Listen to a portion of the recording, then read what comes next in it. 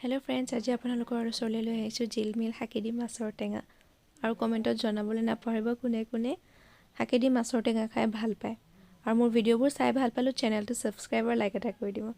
এয়া প্ৰথমে জিলমিল শাকখিনি ভালকৈ ধুই লৈছোঁ। এয়া এফালে মাছো ফ্ৰাই কৰি আছোঁ। মাছখিনি ফ্ৰাই কৰা হৈ যোৱাত মই তাত সেইখিনি তেলতে পাঁচফোৰণ কেইটামান দি লৈছোঁ। এয়া শাক কাটিও হৈ গ'ল। তাত মই দুটামান জলকীয়াও ফালি দিছোঁ, একেলগে বহাই দিম আৰু।